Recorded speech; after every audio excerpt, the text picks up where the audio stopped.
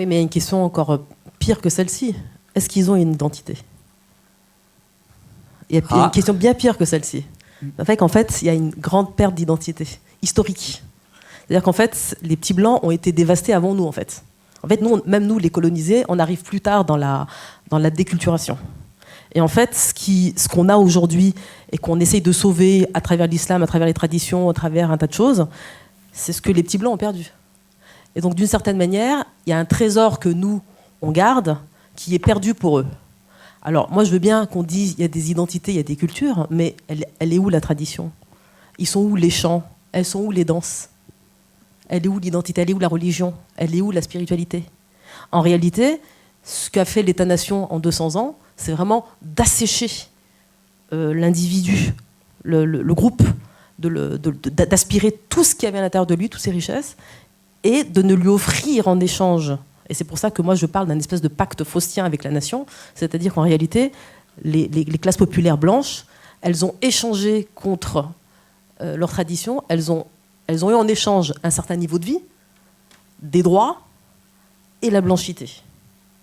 Ouais, c'est quelque chose, c'est un pacte, c'est un package sec. Il n'y a rien dedans.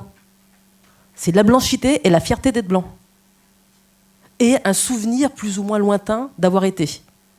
Et en face, des indigènes qui, malgré tout, se tiennent debout et fiers dans leur religion. Alors moi, je peux en dire le plus grand mal des expressions de cette religion, parce que je pense qu'il y a plein de choses à en dire par ailleurs, mais il n'en reste pas moins qu'il y a une force comme ça qui se dresse et qui n'est pas inventée. Elle est réelle. Il y a quelque chose de beau. Chose de beau elle ici. Est fantasmée, fascinée. Il y a quelque chose de beau, tu vois. Et non seulement il y a quelque chose de beau, mais en plus, il arrive que dans les quartiers, on se révolte. On fout le feu partout et on s'autorise à brûler des établissements publics, c'est-à-dire qu'en fait, cool, quoi. On fait un peu ce qu'on veut, quoi. On est les maîtres chez nous. Il y a quelque chose de cet ordre-là qui fait qu'on s'autorise des choses dont j'ai le sentiment que les petits blancs ne le font pas. Ils ne s'autorisent pas à faire ce genre de choses. Je ne dis pas que c'est bien, c'est mal. Non, c'est comme si... Et moi, je lis l'épisode des Gilets jaunes comme le moment où ils se sont autorisés à faire la même chose, quelque part. Où ils sont redressés. Oui. Donc, là, oui, il s'est passé quelque chose, mais il y a une culture à reconstruire.